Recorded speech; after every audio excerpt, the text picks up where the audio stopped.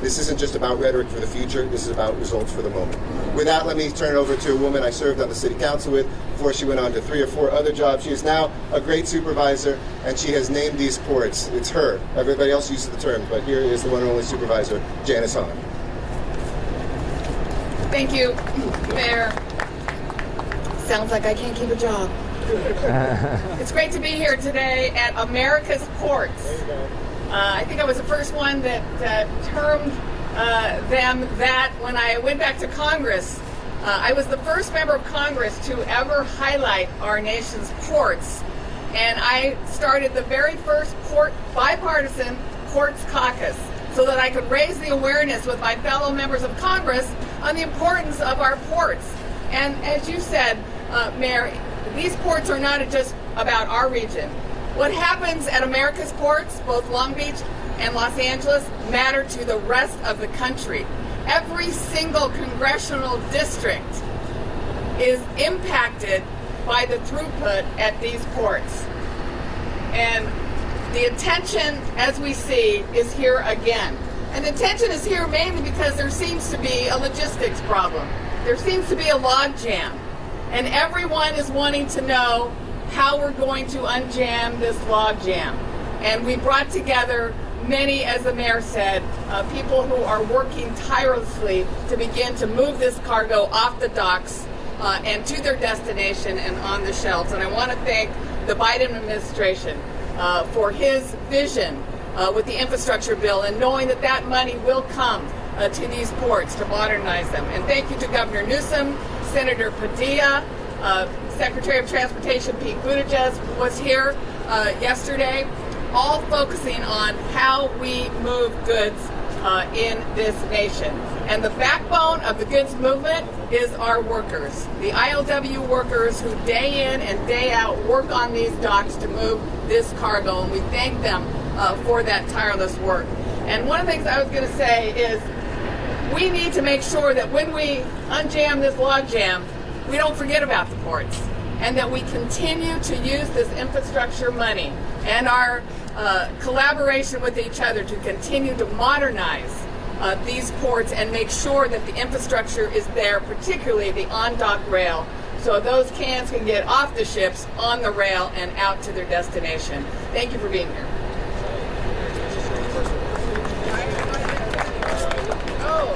May I introduce the great State Senator Steve Bradford. Thank you, Supervisor Hahn. It's truly an honor to be here, and I want to thank the governor as well for joining us. And as you see, all the leaders that we have here, both state, local, and federal, it stresses the importance of why we're here today. And it's about goods movement, but it's not just about goods movement, it's about jobs as well, and how important this port is to not only Los Angeles and the California economy, but to the nation and the world economy as well. California would not be the 5th leading economy if it wasn't for all these containers that you see behind us right now. So it's important that we keep it moving. As a senator who represents the nation's largest port, I'm honored to do that, but it's a challenge. And as we've seen over the last months, the hundreds of ships that have been docked outside of our harbor because they can't find space to unload, it's also impacted our communities as well. We've seen it in the communities of Wilmington and San Pedro. We've seen the traffic congestions. We've seen the cargo containers stacked in those neighborhoods. So this is an issue far more than just right here. It's bleeding into our communities. It's critical that we get an answer, and that's why we have not only tremendous labor leaders here today to work and address this problem, but our elected officials as well. I also want to recognize the Biden administration for their commitment of dealing with this. Just 2 weeks ago in the legislature, I was able to join my colleague, Senator Lena Gonzalez, who represents the Long Beach Harbor, as well as Assemblyman Patrick O'Donnell on the Select Committee on Goods Movement and the ports, and to stress the importance of what this means, again, not only to California and to the nation. This is an ongoing problem. The pandemic has just exposed what's already existed. We have to continue to make investments, not only in our workforce, but in the technology, making sure this is the cleanest, most efficient port. And you have my commitment as a legislator to keep doing that. And I look forward to working with all the leaders here today to make sure that we address this problem and move forward to still be the most efficient and the most effective port in the world. And next, I'm going to bring up my colleague from the California State Senate, Senator Lena Gonzalez. Thank you. Good afternoon, everybody. I'm really glad to be here. Welcome to the Senate District 33, which includes the Port of Long Beach. And I want to thank our Port Director, Mario Cordero, and his team for all the incredible work, as well as our partners across the port, to Gene Soroka, the director, and his team as well. This is unprecedented. When you think of the collaboration at the state, local, and federal levels, yes, it took this crisis to get us all together, but really this is a silver lining for us. As the senator mentioned, for us to look at opportunities for innovation, like the digitalization that we need to do and data sharing that we need to do, that was front and center.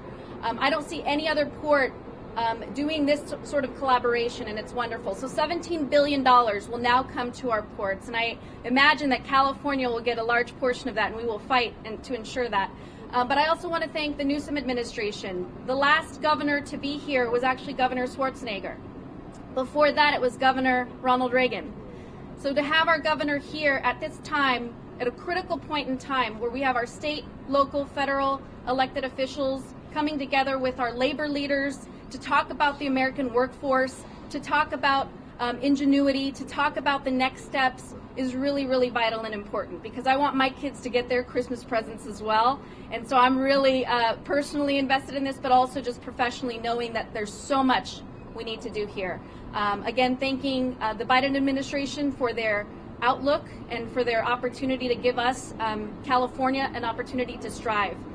The last thing I will say is that being in other countries this last week, they are looking to Long Beach and Los Angeles to make a move. They're looking at California at what to do next. And so we've got a lot of work ahead, and I look forward to doing that. So with that, I'd like to present our governor.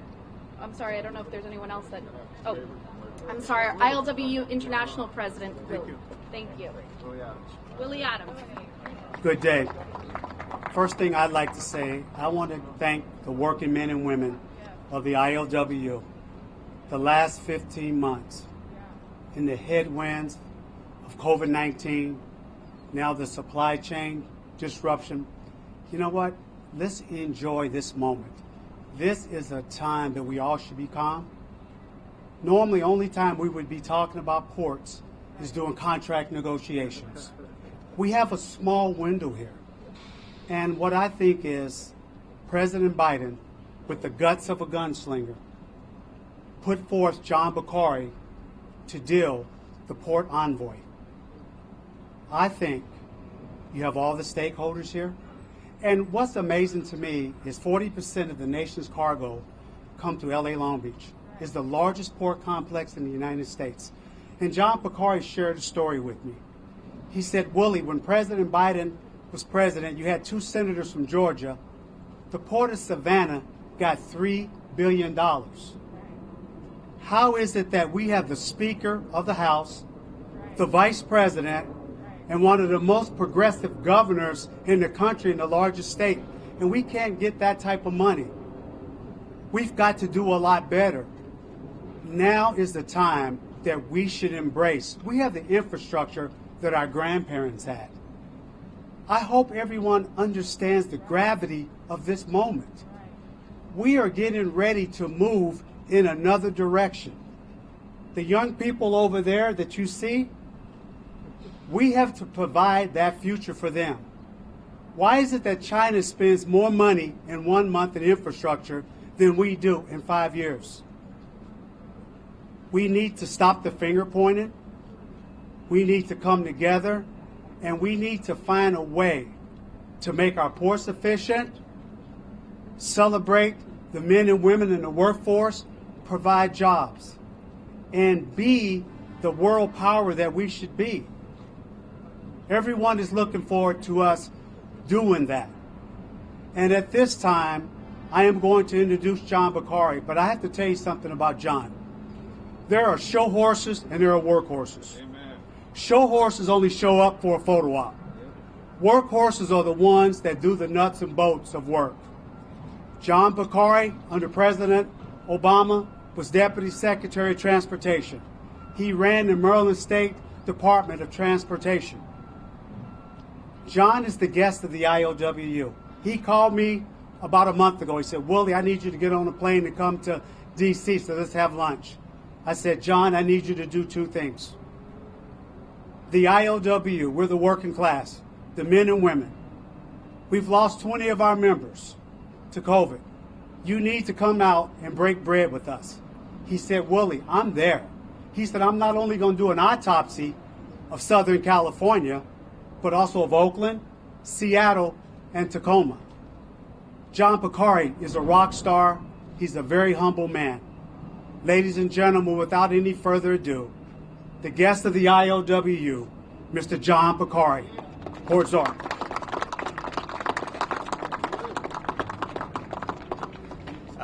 Thank you, President Adams. And we need to properly start this by honoring the workers that were lost during COVID, that worked through COVID as frontline workers to the benefit of the entire nation. And we have a new definition of frontline workers now. It's all the men and women that are working here at the ports to make sure the economy bounces back. And what you see behind you, with containers everywhere and lots of activity, is an economy roaring back to life. This is a good problem to have. In the short term, we're working together on some operational issues to maximize the throughput and efficiency of the two ports. But in the longer term, and it's very important that we start the longer term work immediately, it's to build a better economy that gives us a better quality of life. And the $17 billion, which is an order of magnitude more port investment than you've ever seen before from the federal government, is just the beginning of what we can do together. Working with Long Beach, Los Angeles, and the state of California, we can attack the problems that we have throughout the goods supply chain, not just in one little part of it. The visual you see here of ships at anchor is indicative of a larger lack of investment that we've made as a nation. As you heard from President Adams, we're living on our parents' and grandparents' investments, and in some cases our great-grandparents. So it's time for us to pay it forward. And the bipartisan infrastructure deal does that. In addition to the port investments, it's the largest investment in highway work since the Eisenhower administration. It's unprecedented investments in transit, aviation, and other parts of the system. What we can do together to fix the goods movement chain to the benefit of future generations of Americans is really why we're here today. And one important element of how that work is done is to make sure both equity and climate change are the lenses that we're looking through as we do that. So here in Long Beach and Los Angeles and in port-adjacent communities throughout America, these communities should get the benefits, not just the impacts, of this economic development.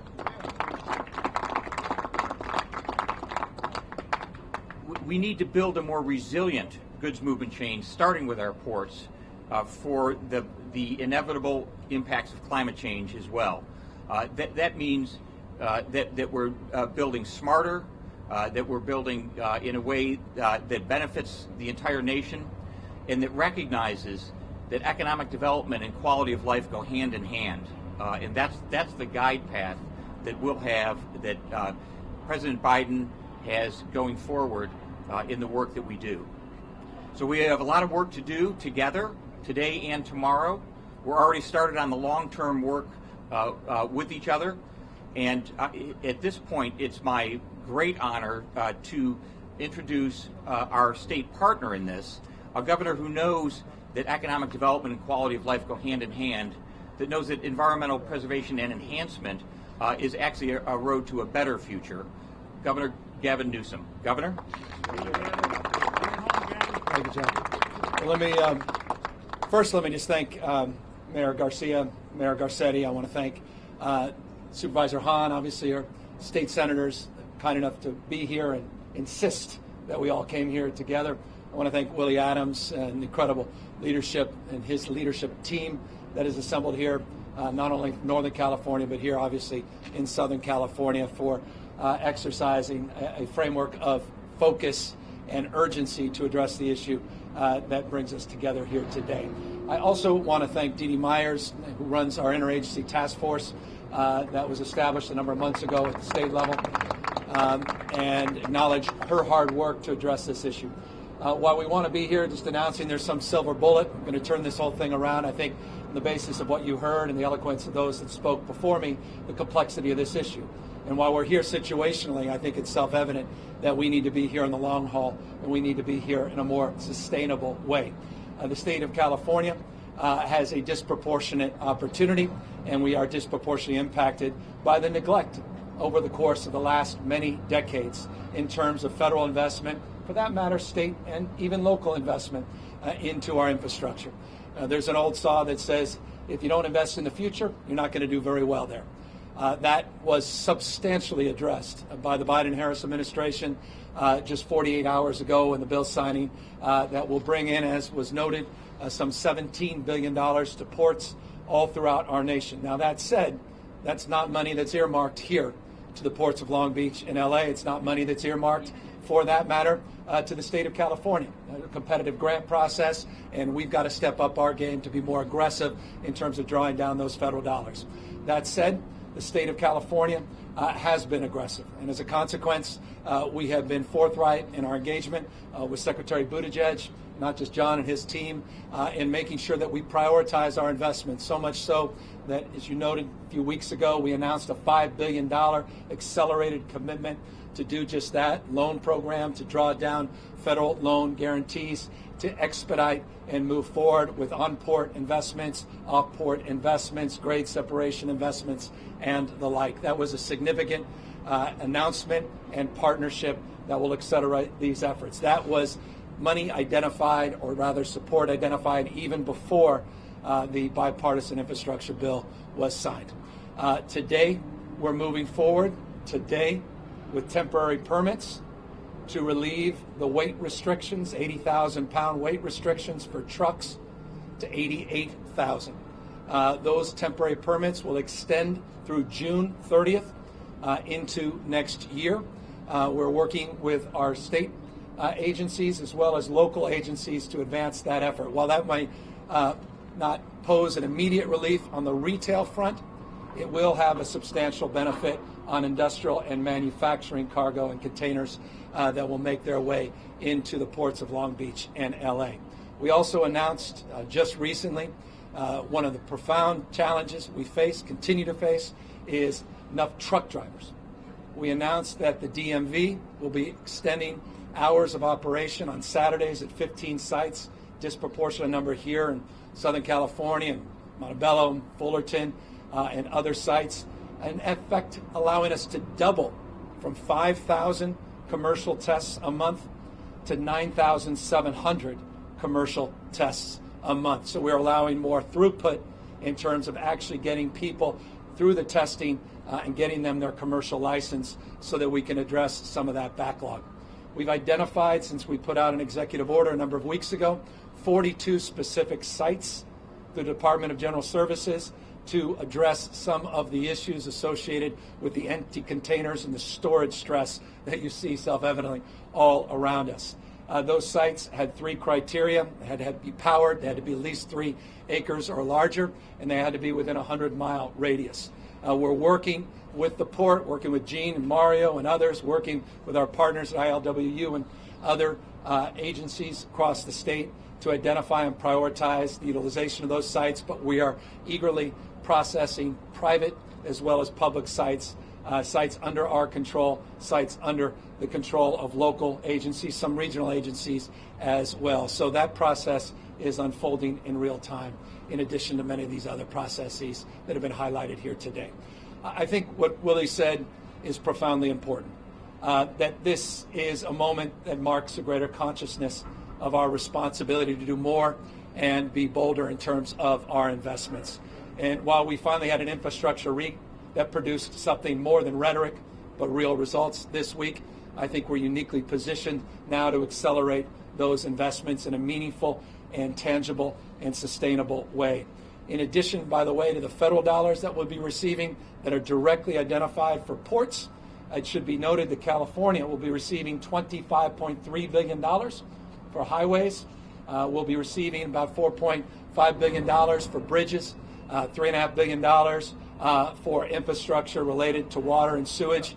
All of those dollars that are coming directly into the state of California, those have flexibility and fungibility related to them. It's an opportunity, again, to align those investments with the investments that we have identified here at the ports to address, as John said in closing, the complexity of the supply chain. John said it, I think, brilliantly. What you see here is symbolic. It's the proverbial tip of the iceberg. It's what lies underneath that's not seen around these ports. That's the real challenge in the supply chain. We talk about 24/7 operations. That's not just one component. That's 24/7 that's required of the entire supply chain system. Private sector, public sector partners, the capacity to build more capacity presents itself with a sense of urgency that I know has been highlighted, including in some recent reporting about those 24/7 bottlenecks. So we are enlivened in that respect in terms of not just identifying problems, but strategies and solutions to move the ball and to make real progress. I'll just close on this. I had the privilege as Lieutenant Governor to chair the State Lands Commission. That's in essence the landlord for all these ports up and down the coast. I've had the privilege of being here on multiple occasions. What you're seeing here is, you know this, but I'll just say this, it's a little more personal. This is jaw-dropping and without precedent. You've never seen 6 containers stacked high. You've never seen sites like you're seeing here. And as John said, I know it's hard for folks to acknowledge, but what we're seeing here is success in this respect. And I want to just make sure that this is part of our conversation. And that's the productivity of the men and women that are working these ports, that are doing unprecedented amount of work at unprecedented speed and scale. This is not because they're not doing an extraordinary job. This is because the extraordinary demand. So we have record-breaking throughput, unprecedented in this state, this nation's history, because of their hard work and their commitment and resolve. They're not dialing it in. They're not phoning it in. They're not calling in sick. They're not just pointing fingers. They're the guys and gals on the ground getting stuff done. And so I'd be remiss if I didn't conclude with that punctuation point that seems to have been lost in this debate, which is so often politicized in this country around who's to blame as opposed to what the hell to do. And so that's the spirit that brings us here today, to focus on today and tomorrow and the future with gratitude and humility of the challenges to be done. We're all here to answer any questions. So, Governor, a lot of people see this through the prism of the highest inflation rate in over 30 years. Yes, you've got infrastructure investment through the legislation signed 48 hours ago, but when can this be solved? Are you looking at the second quarter, not till perhaps the second quarter of next year, when the supply chain issues be ironed out, even at that point? Yeah, look, if I had a crystal ball and I was the international leader, I could be able to give you a better viewpoint, because this reality exists and persists in all parts of the globe. This is by no stretch of the imagination unique to the United States of America, nor is it unique to Southern California. Generally, these issues persist in other ports, including Savannah, all across our country. That said, 32%, I hope that wasn't lost, Mayor Garcetti, what he said. We have seen progress, about a third reduction in the dwell time of containers sitting here waiting to be picked up on a 6 or 9 day rotation. So there's real progress that demonstrably has been made in moving things forward. And I want to acknowledge that. There's just a lot more work to be done, and that's self-evident as it relates to what you see behind me. That said, we're seeing more sweeper ships, which is just a fancy way of saying ships that are coming out here for the sole purpose of getting empty containers out of these locations, getting them back on ships and getting back into Asia. We're seeing an increase in those ships. We're seeing an increase in cooperation with the carriers to move some of this stress to Northern California. We have commitments from 2 carriers to go into Oakland, a third in January to start to relieve some of the stress here at the ports. So there's progress being made in terms of the macro, in terms of global pressure of a pandemic-induced recession, and then a recovery that's exceeding in many respects expectation of even the most optimistic. Those supply chains are being tested in historic terms, and that will have to work itself out. You mentioned $17 billion group that was going to Tories. How much? You guys can hear that. It's on.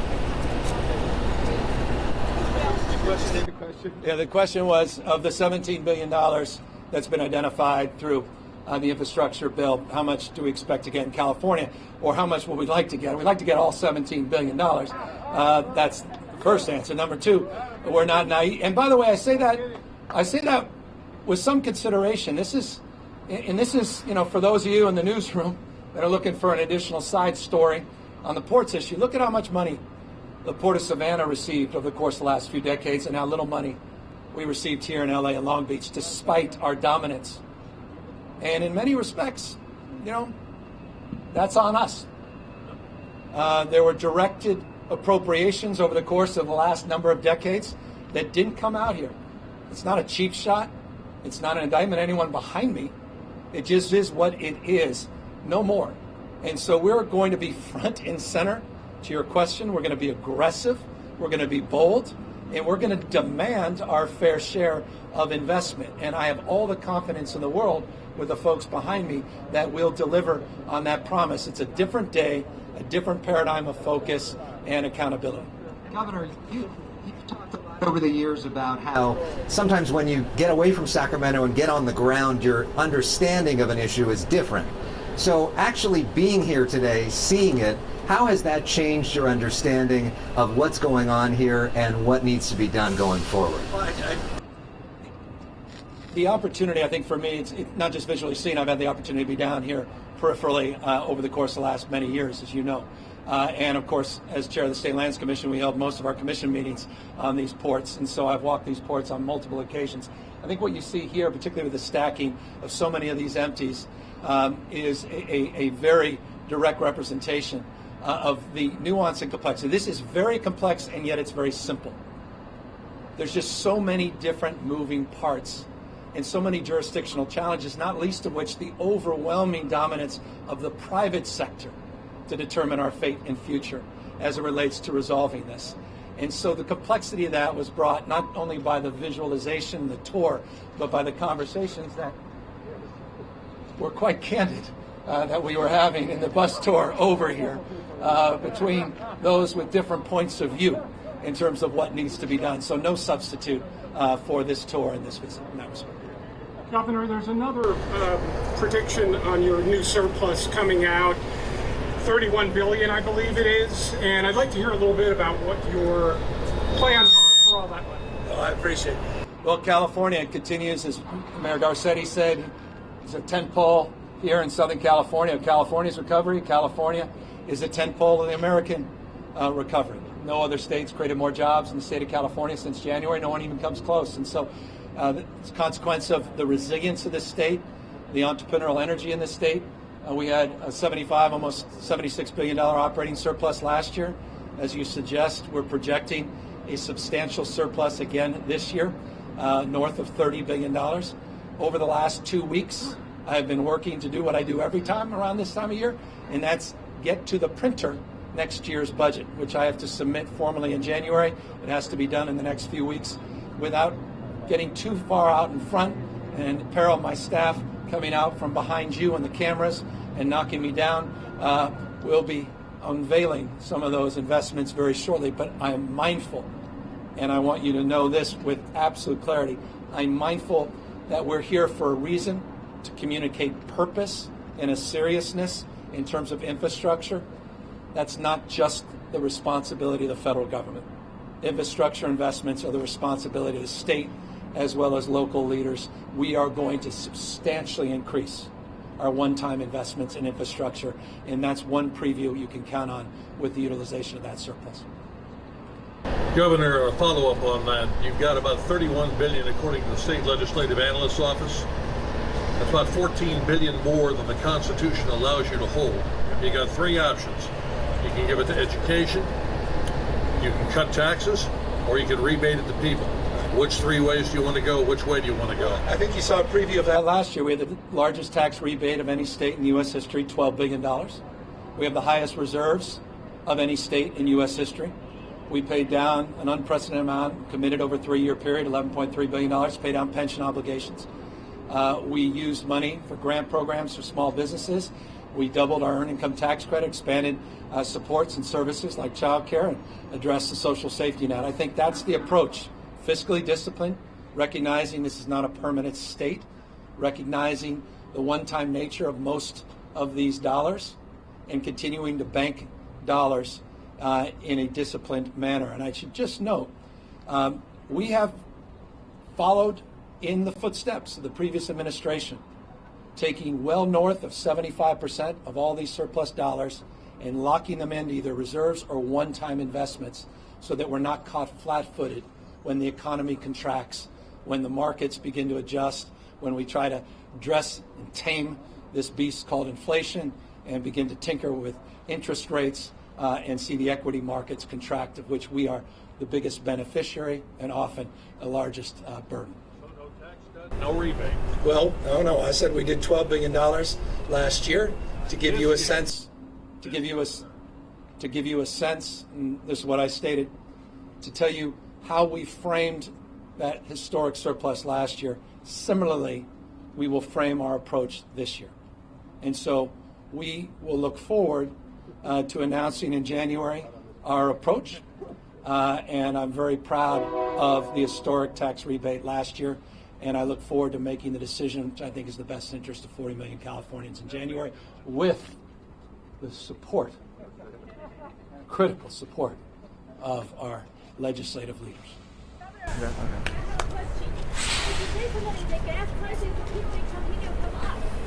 In other words, he hasn't made up his mind yet.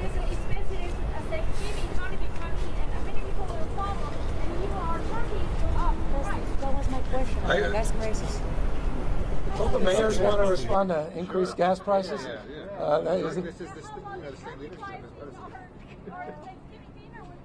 Look, I applaud the president today for his letter, his public letter, his public sentiment around potential manipulation as it relates to what's happening with OPEC, what's happening with all producing nations around the world. I think, look, I can get into deep nuance and detail on this as it relates to how our gas taxes compare to other states, what we've done with the low carbon fuel standard and cap and trade program, what's unique about the California blend, what happened in Northern California with some refineries that were impacted by weather, and what happens with branded oil companies in California that charge on average about 30 cents more for the exact same project. I could go into detail on that, but I'll spare you that by making this important point. We've got to disenthrall ourselves that we have to be victims of petropolitics, of autocrats and dictators overseas. It's time for us to accelerate not only the investments here at the port, but accelerate our transition once and for all away from fossil fuels. And no state in America is doing more than the state of California. And we're proud of that, and we're proud to see companies like GM in particular follow California's lead. Thank you all very, very much. Thank you. We're going to just very briefly, Mayor Garcetti and I are going to do a quick Spanish clip for those that asked for the Spanish, and the governor's got to head out as well. So thank the governor for being here. So for those, we're going to do the 2 Spanish clips, and then we'll go from there.